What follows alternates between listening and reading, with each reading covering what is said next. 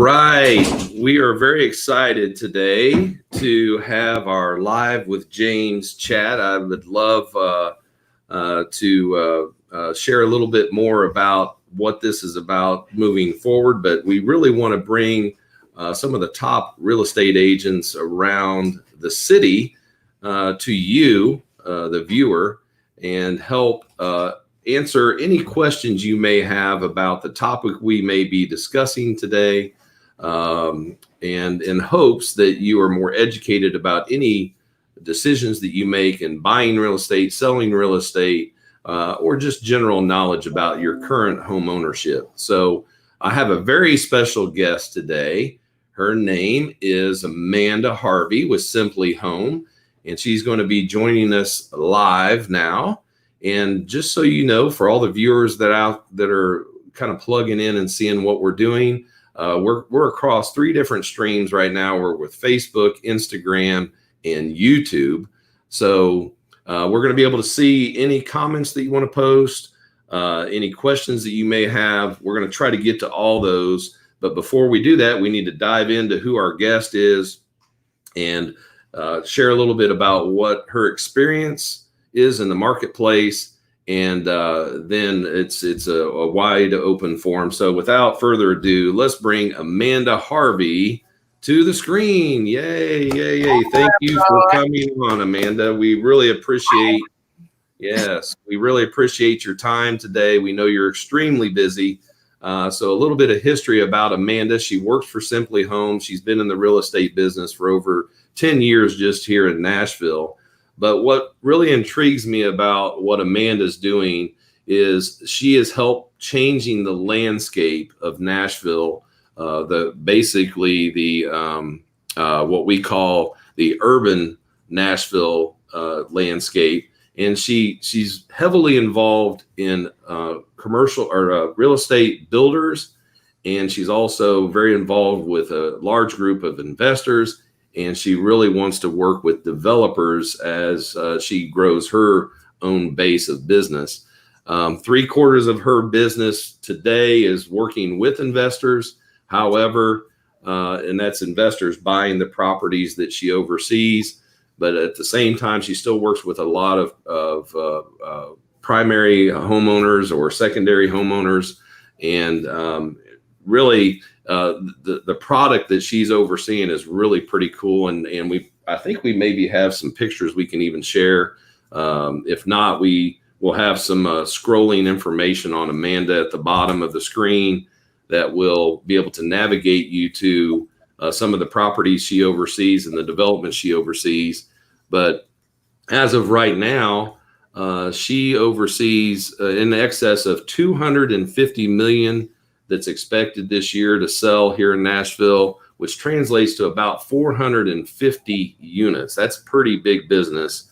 And so she's got a lot of experience. We hope to really extract a lot of information out of her in this short period of time that we have today here on social media. And we really encourage all of you that are out there watching and viewing to ask questions. We want you to engage into this time that we have here so that we can help, communicate whatever we can to help solve any challenges or issues or just general knowledge about the real estate business. One other important fact that I wanted to share is that she expects, last year she did roughly $100 million in her own personal sales. Or excuse me, 45 million last year in her own personal sales. And this year she expects to over double that, trying to reach that awesome plateau of 100 million in sales. So that's just awesome, awesome, awesome stuff. And congratulations on your growth. Congratulations on your business. I appreciate it. Thank you so much. So tell us a little bit, Amanda, how did you kind of just fall in to this niche of business that you're currently doing in Nashville? How did you just say, I want to wake up one day and I want to go after a bunch of builders and developers, because that is a very hard market to get into. It takes a lot of trust. It takes a lot of commitment and obviously a lot of energy. So tell us how you kind of broke into that arena. Well, I actually I actually started with doing residential sales in Hendersonville and Gallatin. And then from there, I met an investor up in Hendersonville that had some places in Hunt Club. And he wanted to get started in Airbnb. And we didn't know a lot about Airbnb at the time. It was about 6 years ago. So we started buying up.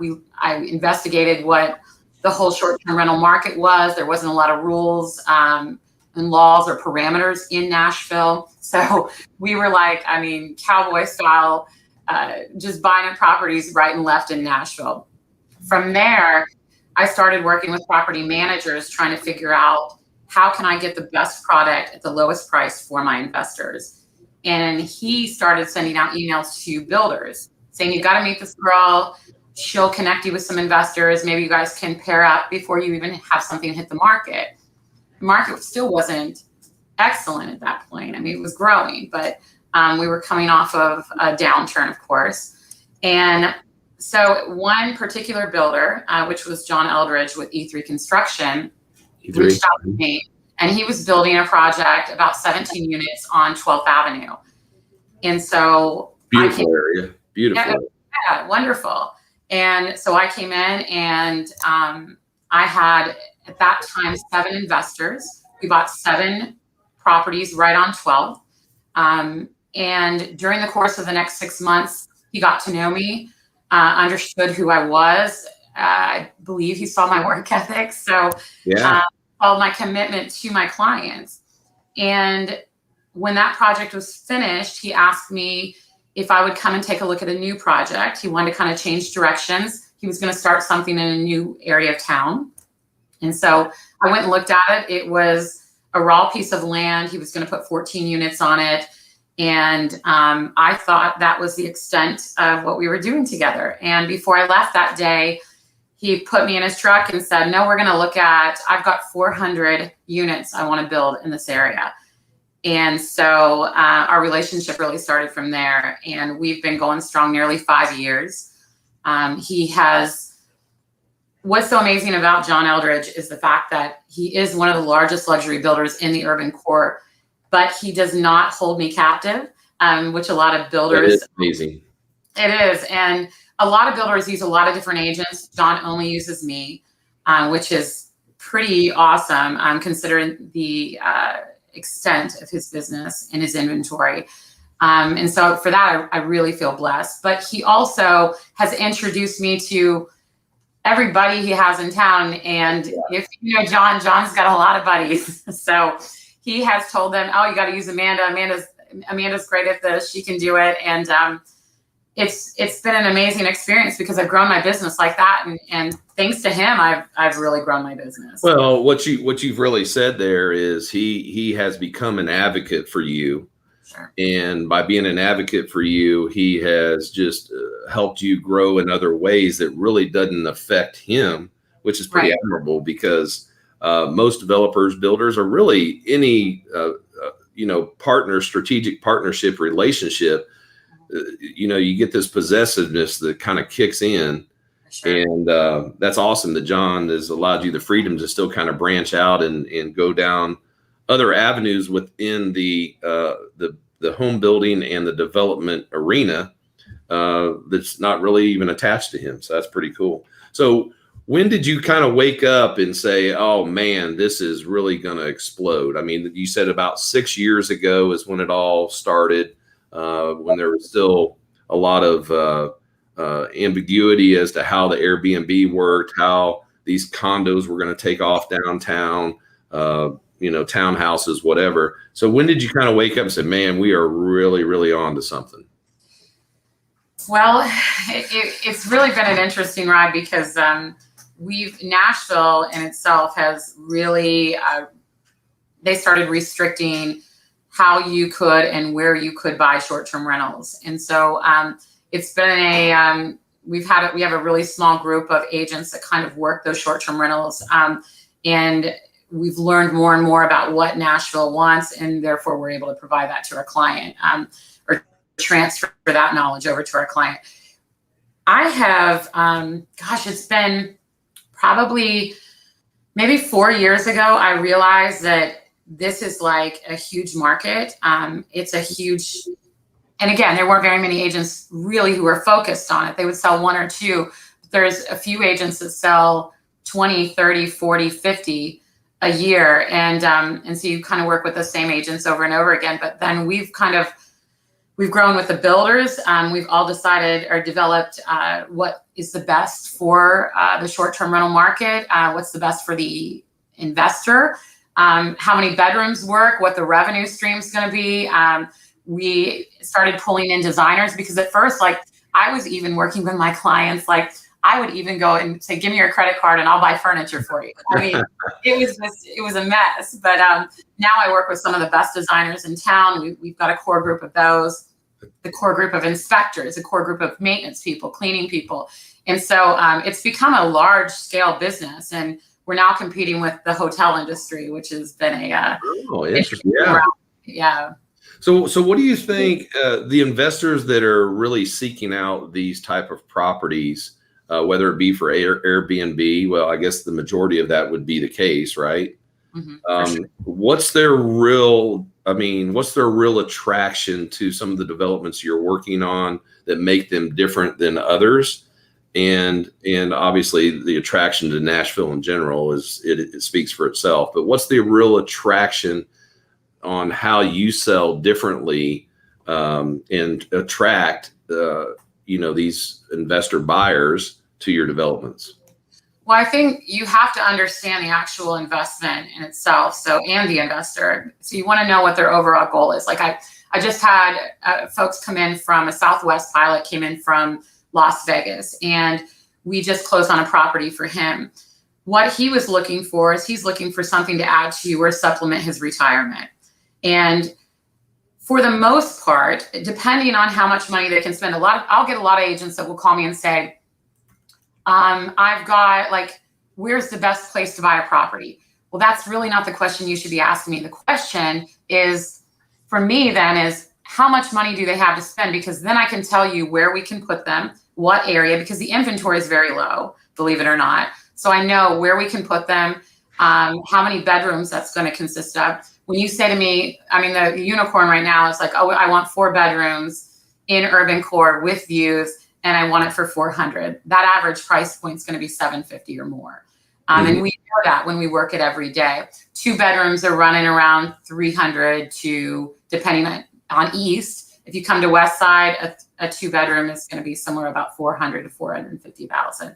We also know that it's going to take how much to do install and that furniture install. It's going to be, and I know, I mean, and again, we work it every day. So it's, that it's going to be $12,000 to $15,000 for a 2 bedroom. It's going to be about $18,000 to $22,000 for a 3 bedroom. And it's going to be $28,000 to $32,000 to do furniture install in a 4 bedroom. So you're literally a one-stop type of shop.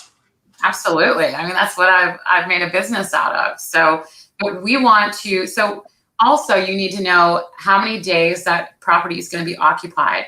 And so what we do is we run AirDNA. And AirDNA is kind of like what we do when we run comps. There's software that'll tell you how many days a property is occupied based on Airbnb and VRBO data. So we'll run that and we'll say, and a lot of times a 2 bedroom, depending on where it is in the city, will do better than a 4 bedroom in another part of the city. So you just have to know that. So we run those comps for that client, and we'll tell them what they're up against. I didn't know there was an actual software that you could help kind of gauge how that property should be managed, or really just what kind of revenue you can receive from it. That's pretty awesome. Absolutely. And so now a lot of the numbers were pre-COVID. I mean, COVID obviously took a big hit to our market, especially the investor market. But our investor market is back. I mean, we're in full force, strong. I've literally contracted about 4 units in the last 3 days. And all of it has been investors who want Airbnbs. The best part about COVID that happened was that a lot of our investors turned over into they changed their portfolios a little bit. To long term? Yeah, so they went from STR to long term, which is amazing because then the people that held tight, now they have a lot less competition out there. And also we're getting rules that are changing. Is January 2022, RM properties, which is residential multifamily properties, will no longer be permittable. So they will no longer allow you to permit those. Now, if you have one, you'll be grandfathered in. And so if you've got an LLC, that's really the only way that you can do that. So my investors are mostly looking for MUL or commercial zone properties. So the city at this point can't touch them. Well, that's awesome. Yeah, that even gives you more security about the developments that you already have kind of under wraps per se, to separate you out from the competition. So so if I'm an investor, and to all the viewers out there, that please post your questions or any comments you may have. But if I'm an investor out there and I'm trying to break into this Airbnb world, am I behind? Am I behind because I haven't done anything yet? Is it still okay to kind of jump in this arena when I may not know anything about it? And what is probably the biggest misconception or misnomer about someone that's kind of wanting to dive into this arena that they shouldn't have any fear about, and to kind of make that jump? Well, one of the things, and if we go back to my Vegas buyer, his biggest concern is can I make any money still at this? Is the market oversaturated? And for the reasons why I told you earlier, no, it's not. In fact, now is a great time to be an investor and to buy up an Airbnb. We also have a lot of builders who have reduced. And why is it a great time? Because we've got so many properties that changed over to long-term rentals. So you have no competition at this point. Also, some builders have reduced pricing in what they're selling. Just like real estate, just like with mortgage companies, when the market goes down or we have some issue like a pandemic, a lot of people jump ship. Even our smaller builders who were building these smaller short-term rental homes, like maybe a few here and a few there, they've decided to get out of the business. So they have reduced prices drastically, and we're buying up as much as we can for my investors. So it's a great time to get in. Nashville is opening back up. I mean, we are back and strong downtown. I mean, if you go downtown on a Saturday night, yeah, everybody's masking it up. I mean, we do have it's very strict here. And we have a love-hate relationship with them, but the downtown Broadway is super active and everybody's coming back. So, I mean, now's a good time to get your foot in the door so that as you're revving up and getting your property ready, when Nashville is back in full swing and full force, your property's ready to go. It's going to take a couple months to get your property. So we're talking a little, I mean, obviously Nashville is a very dynamic market. It's turning into more of not a city, but more of a destination type city. So, in the suburbs, we hear all these challenges of inventory, no inventory. And of course, the price points for that no inventory, we'll just say, is between the 200 to maybe 400, maybe 450 range. How is your inventory look in comparison to what the market's really saying out there in the suburbs? Is it different? Not too much. I mean, obviously price point's a lot different. But if you're looking, I mean, if you're still doing residential sales in Sylvan Park, Sylvan Summit, the Nations, we're still doing multiple offers here. So if something hits the market, it gets priced competitively, it's gone. So you do have to act quickly, just as you do up in Hendersonville or Franklin or wherever you're at. Can you give us just a very dirty, easy example of maybe an average home price? And if somebody was to buy that and Airbnb that out, so let's just say it's a 600,000. Is that a good number? More like 700, but yeah. Okay, so let's use 700. So let's say if it's 700,000, and let's just say their mortgage on that is what, 3,000, 3,500 a month, roughly. And what kind of return on investment, assuming a certain amount of Airbnb rental per year, What are they kind of looking at as an ability to have a positive cash flow and a good return on their investment on that amount of property? It's all actually, it's going to start with your property management company. If you're self-managing or if you're managing through property management, and how good they are. If you have a subpar property management company, they can break you. So you have to do your due diligence in advance to ensure that you have the right people in place. If you have the right agent in place, they will set you up. I don't know that I have had one client in the course of the last 5 years that could say, I've lost them money. And that's all because I know who the right property management companies are, which charge anywhere from, I've got one at 12%, who's amazing. You don't have to pay 20%, which is the going rate, by the way, 18 to 20%. Okay. All right. Correct. So I've got one guy who's at 12%. I've got another guy at 15%. Both of them I would put up against any of those companies, those larger companies, who a lot of them are not even in Nashville. They're in Austin or they're in Florida. And I've got two guys that are local who do an excellent job.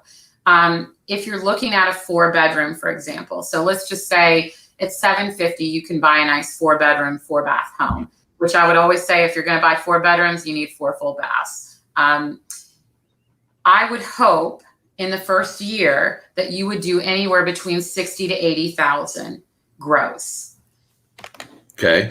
By your second year, you should be grossing anywhere between 100 to 125,000.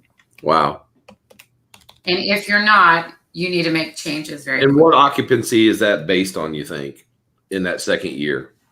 You're still only occupying between Thursday to Sunday in most cases. If you have a 2-bedroom, though, you have a more chance of having corporate rental. We've got a lot of companies that are coming in town, like Google, Amazon, where they want to buy up or they want to have relationships with property management that have a lot of 2-bedroom rentals, so that, I mean, they're glorified hotel rooms. They're basically what they are, with kitchens and places that people can come home and not feel like they're in a hotel room every day when they're on assignment for 2 or 3 months. So those might go. I think we looked at the average of a 2-bedroom, and goodness, I'd probably have to reconfirm this with property management, but I want to say it was between 20, 22 days, somewhere like that, a month. With your 4 bedrooms, you're looking at, I mean, it's a Thursday to Sunday thing. So, if you look at the simple math of things, I'm sure you have plenty of buyers that are coming in and just paying cash. There's a lot of money coming from California, New York, Texas, Chicago, Florida, maybe. Lot of cash money coming into Nashville. So obviously the return on investment is way better than even what the stock market can do. When you're going into this Airbnb type of setup with that kind of revenue per year. But even if you were going to finance, that property, as I just said a minute ago, let's just assume it's 3.5. I don't even care if it's 4%. To get that kind of return into even your first year going into your second year at a very conservative aspect or a very conservative nature, that is still way better than you can do in any kind of money market, any kind of stock market, year over year. And at the end of the day, you're building that mailbox money. Absolutely. And the thing is I would say I do a lot of cash deals and 1031 exchanges. However, the majority of the people, the majority of the investors who are buying these properties do finance them. They do finance. Oh, interesting. Okay. Yeah. All right. Yeah. Good to know. All right. We do have a question here from Sonia Baylor, and I want to bring that up. And it says, what is the difference in Airbnb in today's terrain versus before the pandemic? Good question. So if someone's looking to invest in that. Yeah. So before the pandemic, I mean, it was like we were super strong. We were going at the highest occupancy rate and the highest daily rate. Now, I mean, it did slow down significantly last year. We had basically a halt for several months. I mean, people weren't coming here. But now we are getting back. I know I've got one developer who's got 43 properties of his own, 43 short-term rentals. He is booked solid on every single one of them through 43. Wow. 43.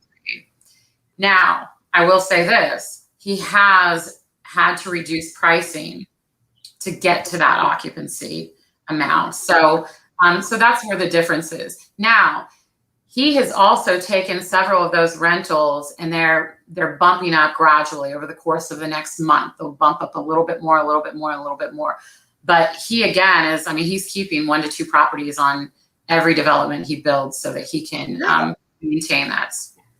You know, you just brought something up there that I never really thought about. I mean, it's kind of Captain Obvious, but, you know, the nice thing about owning your own Airbnb, it's not like you're tied into a lease.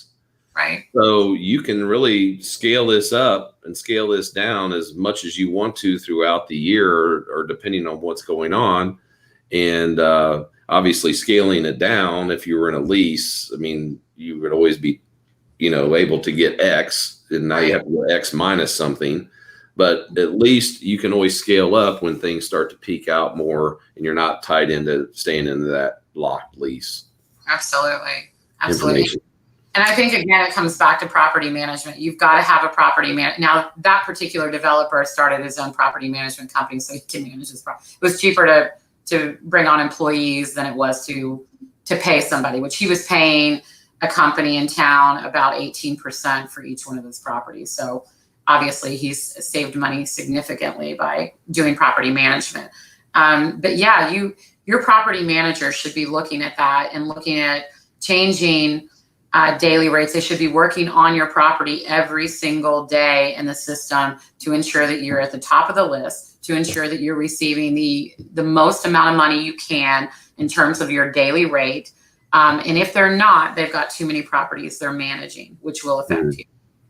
Well, you have been absolutely fantastic to speak with. I mean, you got a wealth of knowledge. We'd love to have you on again and maybe share some more information. But before we leave, I want to hear your biggest success story that really made you have that feel-good moment about whether you put somebody in a better position, a better situation, better circumstance. That could be, you know, from a personal standpoint to even a financial standpoint. What's your most recent success story you'd like to share?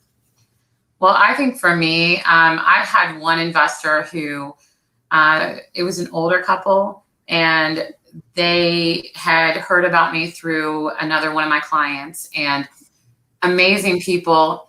And it always makes me nervous when I'm dealing with people, especially when you're retired and you're dealing with their money, and Sure. You don't want to make a mistake. You just don't. And if I think someone's on the fence, I mean, there was another agent that I work with a lot, and we were both on the fence about a couple, and it was her clients. And I said, I don't want to sell to them. I just don't, because I just don't feel confident enough that we can get them the return that they need. Now, this particular couple that I had came to me, and we were able to, in their first year, they netted $125,000 on their property. In their second year, they netted $175,000. And it was such a huge joy for them. And they came back to me. They took me to dinner. They came back to me and they said, we love you so much. And it really did affect me, because you don't realize when you do it every day, and in real estate and mortgages, we do this every day. And sometimes we get into that zone of, and we're head down focused, and we don't realize how we do truly affect people. And when you do have someone come out to you and say, you really affected my financial situation, and you really gave me a better or a leg up, it makes you feel like, this is why I do this. And you created wealth. And that's a powerful feeling for sure. And, you know, and don't know that client's particular situation, but I mean, they're going to have that house paid off in 7 years or less. Yeah. Well, we're on their third property with them now. So that's, well, wow. Yeah, that's good. We do have another question that just came in. And it says, are you finding more restrictions on STRP than before? What are the difficulties of the application for STRPs? So tell everyone what STRP is first. So that's short-term rental permits. Okay. Yes. Absolutely. I mean, Nashville is really, they have really come down. Has really come down on where you can buy short-term rentals and the process of getting a short-term rental. The actual permit process itself, if you have a property management company, they take care of that. They're full service. So they'll stand in line for you. I send them directly the title paperwork, closing docs, and I get them started on what they need to do. And we really, a lot of times our investors don't even touch it. I mean, I send it directly to whoever they're working with. And then they take it from there. But yes, again, RM20s are going away first of the year. So you will no longer be able to buy a residential multifamily unit and get a short-term rental permit. Non-owner occupied. Sorry to interrupt you. Can you explain that a little deeper for those that don't really know what that's about? So if I'm a homeowner, or if I'm just say if I just decide I want to go downtown and I want to buy this is what quote unquote my primary residence. Is that what you're referring to? And then I all of a sudden now want to Airbnb it out, or am I saying that wrong? No, what I'm talking about is you've got RM properties, which are residential multifamily. They're basically taking units of you've got maybe like 3 units or 10 units or whatever the builder's built, but he's built it in this RM zone. And so right next to it is a single family home. Those are going away, where you could permit those as long as it was residential multifamily. It will not happen after January 2022. They will no longer give you permits. For that single family? No, for anything in RM zoning. So units that used to be able to get 14 permits, no longer. Now, if they have them currently, and I tell everyone, if you have an RM property and you're long-term renting it, still go out and get your permit now, because you will be grandfathered in. If you don't have it, even if you were able to do it before, you will no longer be able to get it. Those properties in value are going to decrease as well. So where I may have been able to get top dollar for that RM property before, it's not going to be the case next year. It's going to run more of the residential rate. And then your MUL's properties or your commercial zone properties are going to obviously have a premium on them. So yes, for sure. Nashville is coming down on it. We are competing with the hotel industry. The hotel industry, and a lot of people don't like to hear me say this, but it's the truth. They have a lot of lobbyists that are going against the STRs. Oh, I bet. I totally bet. I mean, yeah. You see how many hotel rooms are now in the city. How many hotels have been built during the pandemic? I mean, and they're going up at a rapid rate. So. And so let me kind of circle back real quickly on all of the units that are currently either slated to go under construction, or still in the development stage, or grandfathered in. Am I correct in saying that, from what you said earlier, that you're saying that all of the development units that you're currently overseeing are grandfathered in to that situation? Yes, if they have permits currently, yes. Yeah. They are. But most of the developments I have now, and with most of the developers I have, are all MUL properties. So depending on, E3 is building several MUL properties. Doesn't mean that you have to run them as short-term rentals. You can do long-term rentals. You can live in them. They're beautiful homes. E3 doesn't sacrifice quality at all. They just build a luxury product. And if you want a short-term rent, that's great. But he builds them to live in them. And then like D&M development, I'm working with them. We've got a huge development going up on West Trinity. I've got actually 3 developers going up on West Trinity right now. And he's got one on Brick Church, which is beautiful, but all those are commercial zone properties. So you can do with them what you want. Live work situation is a big deal right now here as well. Live work. Yeah, for sure. All right. Well, I don't think we have any more questions unless some of them pop up here very quickly. If anyone has, please throw them in there. But how do they reach out to you, man? And we've been scrolling this across the bottom for you, but how do they reach out to you if they want more information? Hold on a second. We have one more late one here. Hold on. Hold the fire. Take it. All right. Do you think those grandfathered permits will be transferable? Good question. Good question. So there's a huge debate about this right now, and giving away the secrets here, but the secret sauce. the secret sauce, you have to have those properties in LLC, and I would encourage any investor to have that in an LLC anyway.